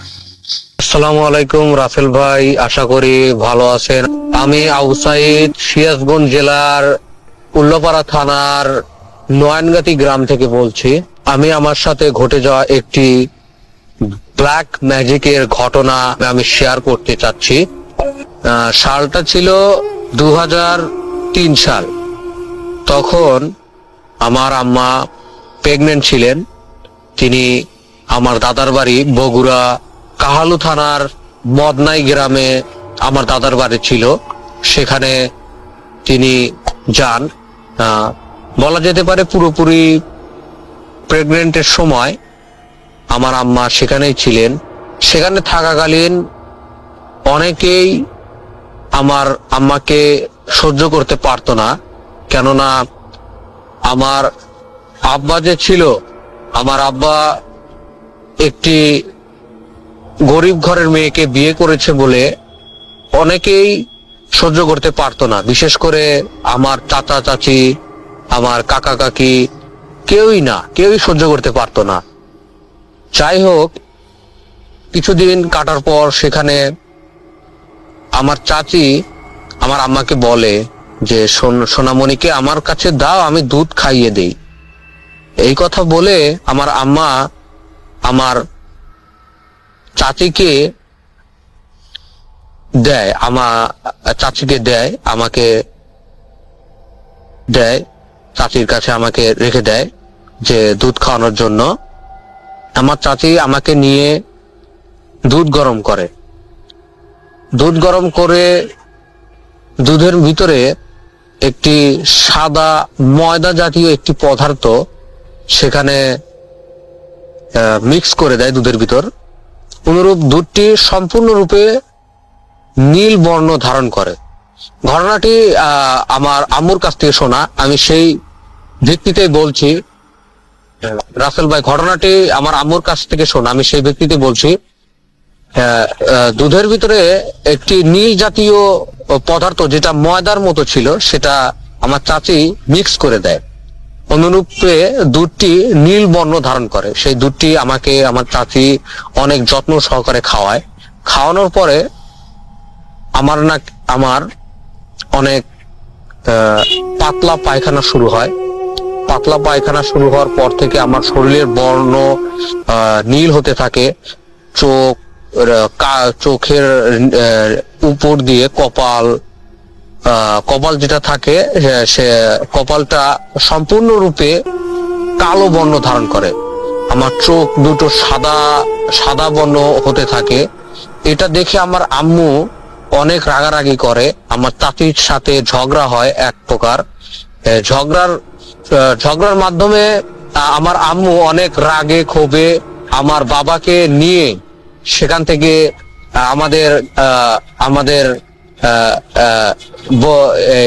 আমাদের গ্রামে চলে আসে।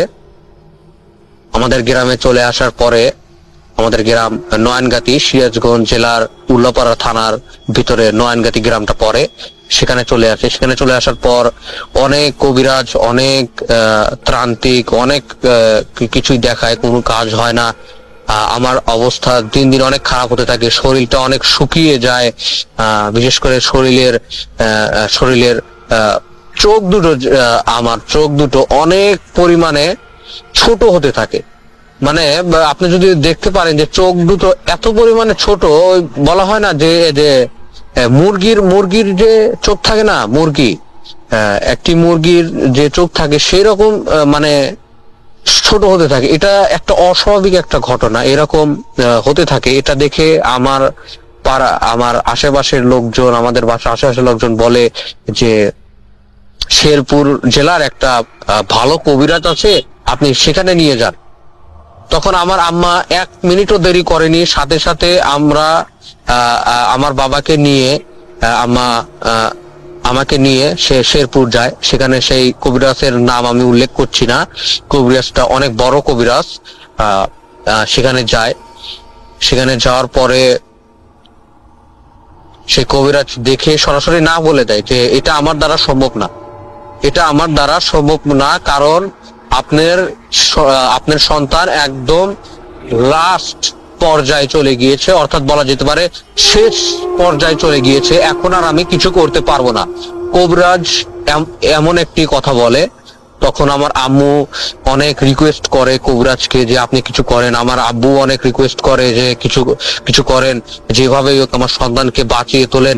আমার সন্তান একটাই মাত্র সন্তান, আমাকে তাকে যেভাবে হোক বাঁচিয়ে তোলেন। অনেক রিকোয়েস্টের পরে কবিরাজ বলে যে আমি চেষ্টা করে দেখবো, যদি হয় তো হবে, না হয় তো হবে না, সম্পূর্ণ আল্লাহর ইচ্ছা। তখন কবিরাজ আমার বাবাকে বলে যে 7 মসজিদের পানি লাগবে, 7 মসজিদের অজুর পানি লাগবে। মসজিদে যে অজু করার ব্যবস্থার পানি থাকে, সেই পানি লাগবে 7টা মসজিদে লাগবে। আর একটি রেশমি কালো সুতা লাগবে, যেটাতে কবিরাজ তাবিজ ভরে দেবে। তখন আমার বাবা 7 মসজিদের পানি সংগ্রহ করে, রেশমি কাপড়, রেশমি কাগজ, রেশমি সুতা সংগ্রহ করে, কালো সুতা। সেই সুতা দিয়ে আমার চিকিৎসা শুরু করে কবিরাজকে দেওয়ার পরে, কবিরাজ অনেক কিছু করার পরে আমি সুস্থ হই। পানি পরে দেয়, আমি পানিটা খাই, পানিটা আমাকে খাইয়ে দেয় আমার আম্মু। খাওয়ার পরে কবিরাজ আমাকে নিয়ে একটি চেয়ারে আমার আম্মু এবং আমাকে আম্মুর কোলে আম্মুকে বসতে বলে যে আপনি এখানে বসেন, আমি আমার কার্যক্রমটা শুরু করি। তখন কবিরাজ তসমি পাঠ করতে থাকে। এমত অবস্থা আমার বাবাও পাশে ছিলেন, তিনি অন্য স্থানে বসেছিলেন। এমন সময় কবিরাজ তসমি পাঠ করতে শুরু করে।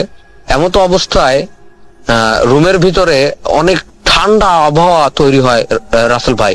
এমন ঠান্ডা আবহাওয়া, আমার আম্মু বলছিল, যখন আম্মুর মুখ থেকে ঘটনাটা শুনি, তখন এমন ঠান্ডা আবহাওয়া তৈরি হয় বলতে গেলে যে বিভিন্ন শীত প্রধান দেশ যে থাকে না, সেই রকম মনে হয় যে 1 ডিগ্রি সেলসিয়াস তাপমাত্রা চেয়েও কম, এরকম একটা ঠান্ডা পরিবেশ তৈরি হয়েছে। তখন সেই কবিরাজ বলতে থাকে যে যে আলসাত আলসাত সেই যে জিনকে হাজির করে তার নাম ছিল আলসাত। সেই জিনকে বলে যে আমার সামনে যে বসে থাকা একটি মহিলা এবং একটি শিশু, এর কি সমস্যাটা হয়েছে। তখন সেই আলসাত নামক জিন সেই কবিরাজের শরীরে ভর করে বলে, সেই কবিরাজের শরীরে ভর করে, তখনই ভর করে, যখন কবিরাজ বলে এই কথাটা তখনই ভর করে বলে যে আপনার সামনে যে বসে থাকা যে মহিলা এবং যে শিশু রয়েছে তাকে তীর নামক বান মারা হয়েছে। তীর নামক কথাটা হয়তো আঞ্চলিক হলেও মানে কবিরাজের মুখে শোনা যায় তীর নামক একটা বান নাকি আমাকেও করেছে, আমাকে আগে করেছে, তারপরে আম্মুকে করেছে। করার কারণে নাকি আমার এই অবস্থা। এবং সেই জিনটি আরো বলে যে আমি নাকি আর 7 দিনের মতো বাঁচবো, এরকম একটা ঘটনা বলার পরে তখন আমার আম্মু অনেক ভেঙে পড়ে। তখন সেই কবিরাজের শরীরে উপস্থিত জিন বলে এর একটাই উপায়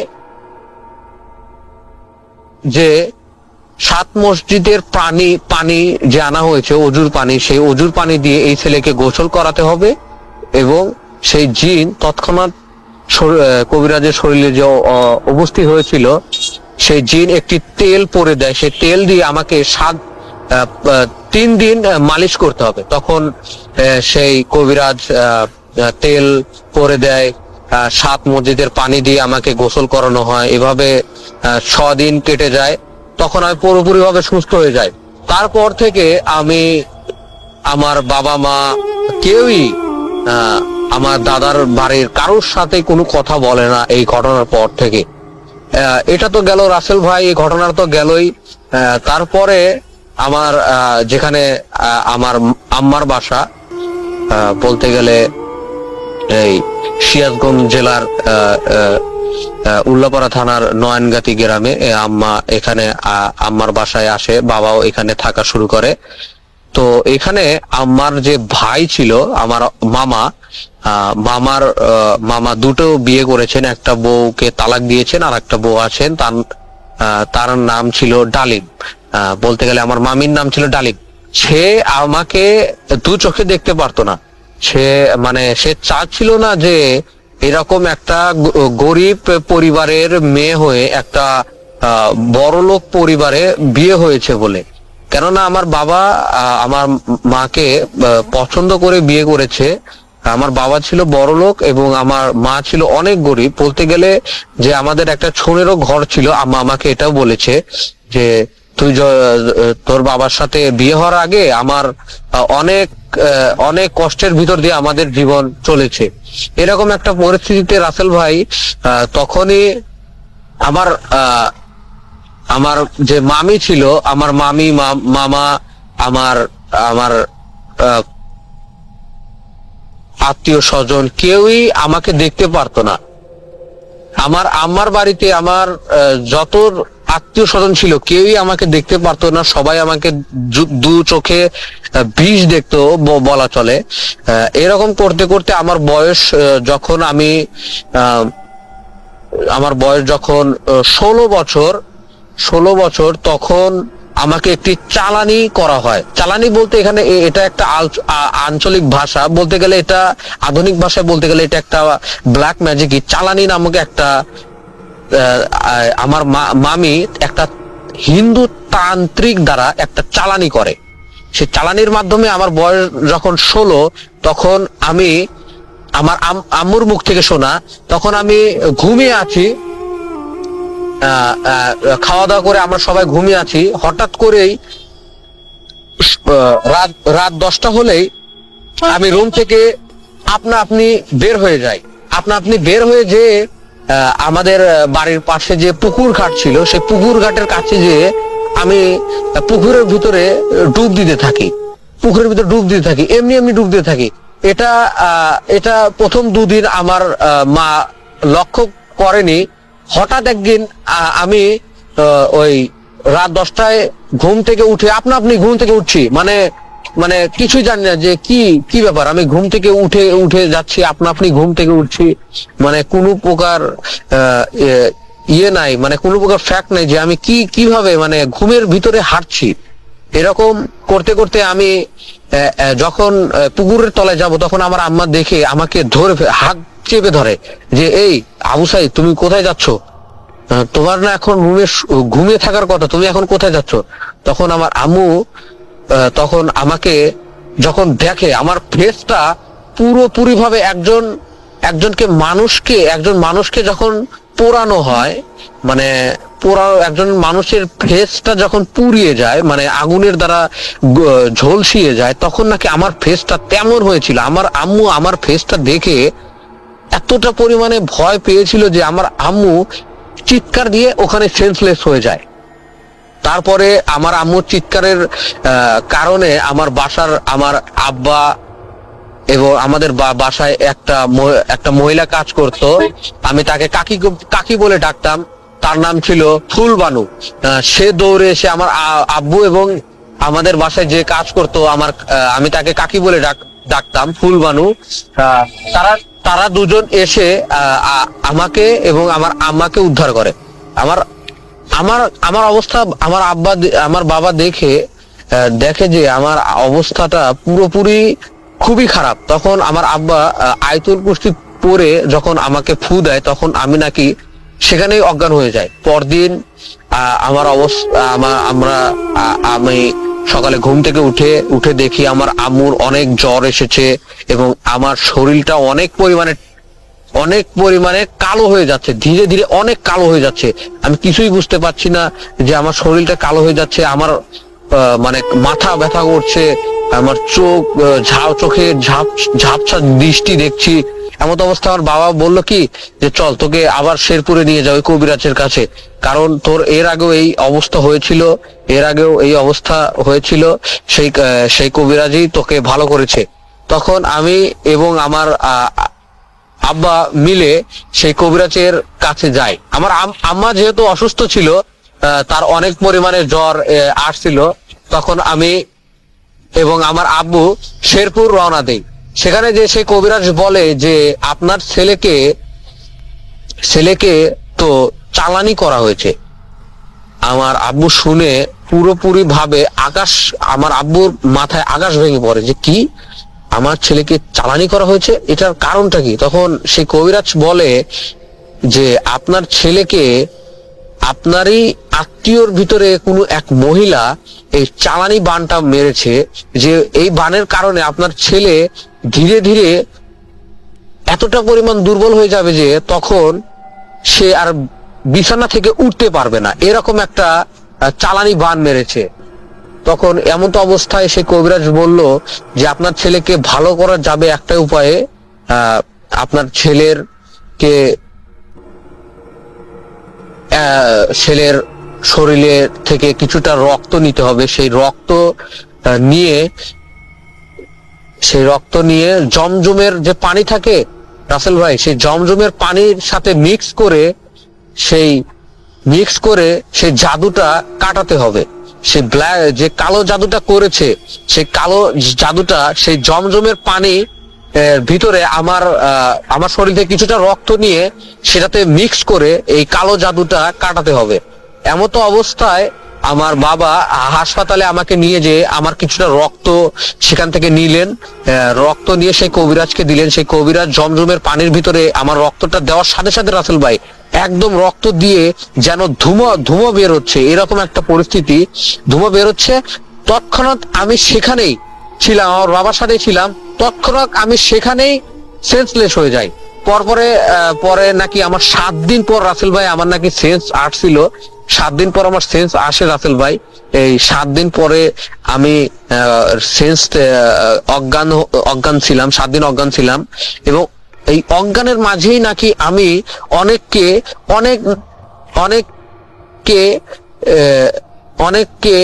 আমি নাকি বাজে ব্যবহার করছি, অনেকের সাথে নাকি আমি বাজে ব্যবহার করছি, এরকম একটা বলছিল। কিন্তু কবিরাজ আমার বাবাকে বলে দিয়েছে যে, আপনার সন্তান ঠিক হতে 18 দিন সময় লাগবে, 18 দিন পর আপনার সন্তান আপনি সুস্থ হয়ে যাবে। তখন আমি 18 দিন পর, দীর্ঘ 18 দিন পর রাসেল ভাই আমি সুস্থ হই। সুস্থ হওয়ার পরে আমার জীবন আগের মতো স্বাভাবিক হতে থাকে। আমি স্বাভাবিকভাবে চলাফেরা করি, স্বাভাবিকভাবে পড়াশোনা করি, স্বাভাবিকভাবে জীবন কাটে আমার। তবে কে জানতো যে এই স্বাভাবিক অবস্থাটা আর থাকবে না, এই স্বাভাবিক অবস্থাটা আর আমার থাকবে না। তখন আমি এসএসসি পরীক্ষা দিব 2020 সালে। এসএসসি পরীক্ষাতে আমি 2020 সালে পরীক্ষা দিব রাসেল ভাই। আমার বাংলা প্রথম পত্র পরীক্ষার আগের রাত থেকে আমার প্রচন্ড রকমের জ্বর রাসেল ভাই, এত পরিমাণে জ্বর রাসেল ভাই, আমি পরীক্ষা দিব কি দিব না এই এরকম একটা সিদ্ধান্তহীনতার মাধ্যমে আমার পরিবারে একটা ঝামেলা তৈরি হয় যে তোর একটা কিছু হলেই একটা কোনো তোর জীবনে একটা পরীক্ষা বা একটা কিছু হলেই তোর অসুখ হয়, এটা হয় ওটা হয়। এটা নিয়ে আমার বাবা মা আমার উপর ক্ষিপ্ত ছিল যে তোর এত অসুখ বিসুখ হয় কেন, এত অসুখ বিসুখ হয় কেন। আমার বাবা মা পর্যন্ত আমাকে গালিগালাজ করছিল যে তোর আগামীকাল এসএসসি পরীক্ষা, একটা মূল্যবান একটা পরীক্ষা, তোর আজকেই তোর অসুখ হতে হলো, এরকম একটা কথাবার্তা বলছিল। তখন আমিও আত্মবিশ্বাস ভেঙে পড়ি। তখন আমার দাদা আমাকে ফোন করে বলে যে দাদু তুমি বেশি চিন্তা করো না, তোমার মাথা ঠান্ডা করে তুমি পরীক্ষা দাও। আমার দাদু আমাকে আত্মবিশ্বাস দেয়, তখন আমি পরীক্ষাটা দেই। পরীক্ষাটা দেওয়ার পরে আমার এসএসসি পরীক্ষাটা শেষ হয় এবং রেজাল্ট পাবলিশড হয় 2031 তারিখে, 2000 সালের 31শে মার্চে এসএসসি রেজাল্ট পাবলিশ হয়। সেখানে আমি সমসমানে পাশ করি। পাশ করার পর এসএসসি রেজাল্টের পরেই 7 দিন পরে আমার আরেকটা সমস্যা দেখা দেয় রাসেল ভাই, যে আমি শুধু অসুস্থ হই, শুধু আমার জ্বর আসে, অসুস্থ হই। এরকম করতে করতে আমি বিছানায় পড়ে যাই। এমতো অবস্থায় দেখা যায় রাসেল ভাই যে আমি আমার যে রুম আছে, আমি রুমে শুয়ে আছি রাসেল ভাই।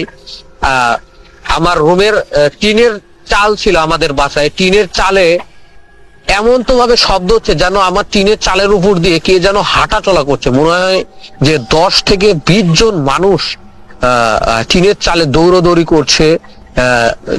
করছে, ঢিল পড়ছে, বড় বড় পাথর দিয়ে ঢিল হচ্ছে। আমার কিছুতে ঘুম হচ্ছিল না। আমি তখন ঘুম থেকে উঠে দরজা খুলে আমার আম্মাকে ডাক দিই যে আম্মা, আমার রুমের টিনের চালে কে যেন ঢিল দিচ্ছে, কে যেন চালে উঠছে। তখন আমার আম্মা এই কথা শুনে বলে যায় যে তোর মাথা কি ঠিক আছে আবু সাইদ, চালে তো কেউ নেই। আমি কেবলই আমি ওয়াশরুম থেকে আসলাম, কেউ নেই, চালে কেউ নেই। রাসেল ভাই একটা কথা বলে রাখি যে ওয়াশরুমের পাশেই হলো আমার রুমটা। আমার আম্মা যখন ওয়াশরুমে যায় তখনই দেখে যে চালে কোনো প্রকার শব্দ নেই, কোনো কিছুই নেই। আমি আমার রুম থেকে শুধু আমি শুনতে পাচ্ছি যে চালে কে যেন দৌড়দৌড়ি করছে, কে যেন ঢিল মারছে। রাসেল ভাই এটা গেল, তখন রাত বাজে 2:30 বাজবে। তখন আমি আবার শুতে চলে যাই, আমি আবার ঘুমাতে যাই। ঘুমানোর সময় হঠাৎ করে আমার স্বপ্নের ভিতরেই নাকি রাসেল ভাই বাস্তবে আমি ফিল করতে পারি রাসেল ভাই যে কে যেন আমার পাশে শুয়ে থেকে ফিসফিস করে কথা বলছে। আমি ফিসফিস করে কথা বলছি এবং আমার পুরো রুমটা অনেক গরম হয়। মানে সেটা ছিল শীতকাল, অর্থাৎ শীত কেবল পড়ছে রাসেল ভাই, ঠিক এই সময় শীত কেবল পড়ছে। হঠাৎ করে আমি ফিল করি যে আমার পাশে কে যেন শুয়ে আছে এবং আমার সাথে কথা বলছে। এমন অবস্থায় কথা বলছে, আমি সেটাকে শুনতে গেলেই আমার দম বন্ধ হয়ে আসছে। তখন আমি দম বন্ধ হয়ে আসছে। এমন অবস্থা আমার রুমের পাশেই আমি যে উল্লেখ করেছি যে আমাদের বাসায় একজন কাজ করতো, তার নাম ছিল, আমি তাকে কাকি বলে ডাকতাম, তার নাম ছিল ফুলবানু। তিনি বলছে যে সাইদ, তোমার রুম থেকে এত গরম ভাব আসছে কেন? কিছু পুড়ে গেছে নাকি তোমার রুমে? আমি কথা বলতে পারছি না রাসেল ভাই, বলবো কি, আমি একটু কথা বলতে পারছি না। আমার দম টম পুরো আটকে গেছে, আমি নিঃশ্বাসও নিতে পারছি না বলতে গেলে।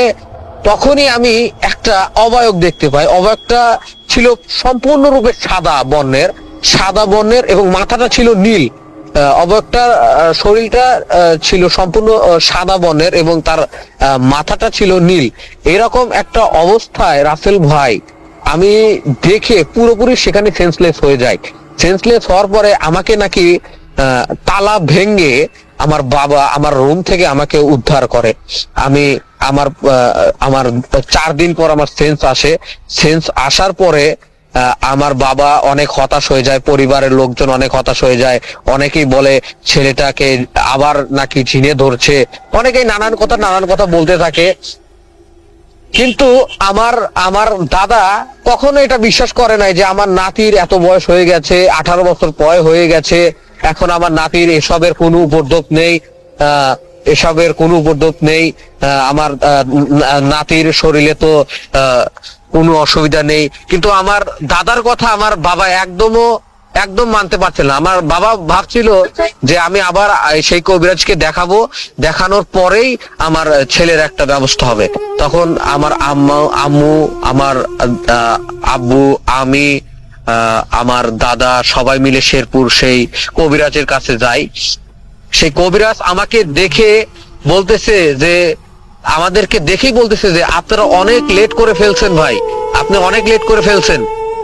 আপনার ছেলে উপর এত পরিমাণে হিংসা, এত পরিমাণে রাগ ক্ষোভ আপনারই প্রিয়জনের বিশেষ করে আপনাদের বাসারই সবার এত পরিমাণে হিংসা ক্ষোভ আপনার ছেলের উপর যে আপনার ছেলেকে তারা দু চোখে দেখতে পারে না।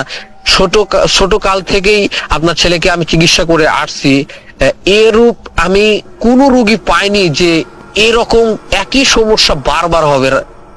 তখনই আমার বাবা সেই কবিরাজকে জিজ্ঞেস করে যে আপনি আমার ছেলেকে বাঁচান, দেখেন কি হয়েছে, আমার একটাই মাত্র ছেলে, এছাড়া তো কোনো উপায় নেই, আমার একটাই ছেলে, এছাড়া তো কিছু করার নেই, আপনি একমাত্র আছেন যে আমার ছেলেকে সুস্থ করে তুলতে পারেন। এমতো অবস্থায় রাসেল ভাই আমার অবস্থা অনেক খারাপ হয়ে যায়। বিশেষ করে আমি কোনো কিছুরই ঘ্রাণ পাচ্ছিলাম না। এছাড়াও আমার আশেপাশে একটা অবয়ব আমি আশেপাশে অল টাইম দেখতাম। সেই অবয়বটা দিনের বেলাতেও আমার চোখে সেই অবয়বটা ভাসতো, রাতের বেলাতেও আমি যদি কোনো একা কোনো জায়গায় যেতাম সেই অবয়বটাকে আমি দেখতে পেতাম। অবয়বটা দেখতে তার শরীরটা পুরো শরীরটা অনেক লম্বা এবং তার কাঁধ থেকে পা পর্যন্ত সাদা বর্ণের এবং তার মাথাটা নীল, তার চোখটা সম্পূর্ণ নীল। তখন সেই কবিরাজ আমার বাম হাত নেয়, বাম হাত নিয়ে আমার বদ্ধা আঙ্গুলি চেপে ধরে। সেই কবিরাজ আমার বদ্ধা আঙ্গুলি চেপে ধরে, বাম হাত নিয়ে চেপে ধরে সেই কবিরাজের মধ্যে সেই জিন আসে যার নাম আস্তাফিক। সেই জিনের নাম হলো আস্তাফিক। আমার বাবার মুখে শোনা যে সে কবিরাজ পাঠ করতে থাকে যে আলম কুমতুম মিনাল আস্তাফিক, আলম কুমতুম মিলাম আস্তাফিক, আলম কুমতুম মিলাম আস্তাফিক, এরকম একটা বাক্য পাঠ করতে করতে সেই জিনটা সেই কবিরাজের শরীরে হাজির হয়। সেই হাজির হওয়ার পরেই রাসেল ভাই সেই কবিরাজ বলে ওঠে যে আপনার সন্তানকে বান মারা হয়েছে। বলতে গেলে এটা একটা আঞ্চলিক শব্দ, কিন্তু আধুনিক ভাষায় বলতে গেলে বলা যায় রাসেল ভাই ব্ল্যাক ম্যাজিক করা হয়েছে আপনার। এছাড়াও সেই জিন যেটা কবিরাজের শরীরে হাজির হয়েছিল, সেই জিনটা আমার বাবাকে বলে যে আপনার সন্তানের মাথার চুল নিয়েছে, শরীরের ময়লা নিয়েছে, শরীরের চারা, অর্থাৎ বলতে গেলে চারা যে হাত পায়ের যে নখ আছে না রাসেল ভাই, সেই নখ নিয়েছে। এগুলো কিভাবে নিয়েছে, কিভাবে জোগাড় করেছে জানি না। এছাড়াও রাসেল ভাই আমাকে আরেকটা কাজ করেছে। সেই কবিরাজের বলছিল, সেই কবিরাজ বলে যে শনিবার এবং মঙ্গলবারে যে সকল মানুষ মারা যায় তাদের জন্য যে কাপড়টা কেনা হয়, সেই কাপড়ের পানি ভিজিয়ে যে পানি সংগ্রহ করে সে পানির মধ্যে আমার চারা, আমার চুল, আমার শরীরের ময়লা, আমার কাপড়ের ছেঁড়া টুকরা সেটার ভিতরে জমিয়ে সেই সেই পাত্রটায় বেঁধে রেশমি কালো কাপড় দিয়ে বেঁধে একটি কবরস্থানের ভিতরে পুঁতে রাখা হয়েছে। একটি কবরস্থ, মানে আজই কবর হয়েছে এমন, মানে নতুন কবর হয়েছে আর কি রাসেল ভাই, এমন একটি কবরস্থানে এই পাত্রটা পুঁতিয়ে রাখা হয়েছে, যেখানে আমার নখ ছিল, আমার কাপড় ছিল, আমার চুল ছিল, মাথার চুল ছিল, আমার পশম পর্যন্ত ছিল রাসেল ভাই। এবং সবচেয়ে মারাত্মক কাজটা যেটা করছে, যে মঙ্গলবার এবং শনিবারে যে সকল মানুষ মৃত্যুবরণ করে, সেই সকল মানুষের কাপড়ের কাপড় ধুয়ে যে পানিটা নিংড়িয়ে যে পানিটা পরে যে পানিটা বেরিয়ে আসে, সেই পানিটা সংগ্রহ করে তার সাথে মিক্স করে সেই পাত্রটার ভিতরে আমার যাবতীয় জিনিস দিয়ে সেগুলোকে শক্ত করে বেঁধে সেই নতুন কবর যেখানে হয়েছে সেই কবরের ভিতরে নাকি এইটা রেখে দেওয়া হয়েছে। এবং আমার সাথে নাকি একটি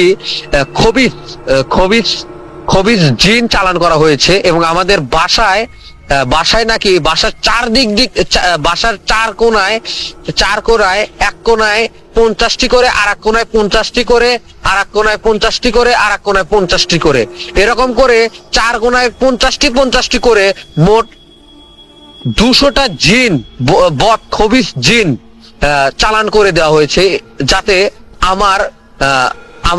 আমি যাতে জীবনে কিছু না করতে পারি, জীবনে যাতে আমি সফল না হতে পারি, আমাদের পরিবারে যাতে অশান্তি নেমে আসে, আমাদের পরিবারে যাতে ভাঙ্গন ঘটে, এরকম একটা পরিস্থিতি হয়ে যায় রাসেল ভাই। এরকম পরিস্থিতিতে পড়ে আমাদের পরিবারটা যত ভাঙ্গনের দিকে চলে যায়, এরকম বলতে বলতে সেই জিনটা এইরকম বলে, এবং সেই কবিরাজের শরীরে উপস্থিত হয় সেই জিনটা বলে যে যে সকল জিন আমার পিছে লাগিয়ে দেওয়া হয়েছে, আমার ছোটকালে আমাকে যে ক্ষতি করেছে, সেও মিলিত আছে। অর্থাৎ রাসেল ভাই, আমার দাদার বাড়ির আমার চাচা চাচিরা তো মিলিত আছেই, এবং আমার মার বাড়ির আমার মায়ের ভাই, অর্থাৎ আমার মামা মামি এবং তারাও মিলিত আছে। মানে আমার পরিবার, আমার মার যে আত্মীয় স্বজন ছিল তারাও মিলিত আছে রাসেল ভাই, তারাও মিলিত আছে। মিলিত হয়েই এই কাজটা করার পরে তারা এটা করেছে যাতে আমাদের পরিবারে একটা ভাঙন চলে আসুক, এবং আমি যাতে জীবনে কিছু না করতে পারি, এবং যে কোনো শুভ কামে আমার বাধা আসে, শুভ কাম যেন আমার না হয়, এরকম একটা পরিস্থিতি করে রেখেছিল রাসেল ভাই। এরকম পরিস্থিতি সে কবিরাজ তখন বলে যে এতটা জিন আমার সাথে আমাদের বাড়িতে চালান করে রেখেছে যে এটাকে সারানো অসম্ভব রাসেল ভাই। তখন সেই জিনটা তখন সেই কবিরাজটা বলে রাসেল ভাই যে আমি শুধু আপনার ছেলেকে ঠিক সুস্থ করে দিতে পারবো, কিন্তু আমি আপনাদের বাসায় যে চালান করা জিন আছে, যে 200টা জিন চালান করা আছে, খবিজ জিন, তাদেরকে আমি সরাতে পারবো না রাসেল, তাকে আমি সরাতে পারবো না ভাই। এরকম একটা কথা বলে আমার বাবাকে। তখন আমার বাবা পুরোপুরি ভাবে দিশেহারা হয়ে পড়ে। আমার বাবা বলে যে আপনি যেভাবে হোক আমার ছেলেকে সুস্থ করে তোলেন। সে কবিরাজ আমাকে অনেক আমল অনেক তদবির করার ফলে আমি সুস্থ হয়ে যাই। আমাকে 6টা তাবিজ আমার গলায় দেয়, যে 6টা তাবিজ কখনো তুমি খুলবে না, খুললে তোমার মৃত্যু অবধারিত। এরকম একটা কথা বলে দেয় রাসেল ভাই। আমি আজ পর্যন্ত 6টা তাবিজ গলায় নিয়ে থাকি, এবং আজ পর্যন্ত সেই 200টা জিন আমাদের যে বাসায় আছে, সেই 200টা জিন আজ পর্যন্ত আমাদের বাসায় আছে। আমাদের কোনো ক্ষতি করতে পারে না, কিন্তু আমাদের অনেক ডিস্টার্ব করে রাসেল ভাই।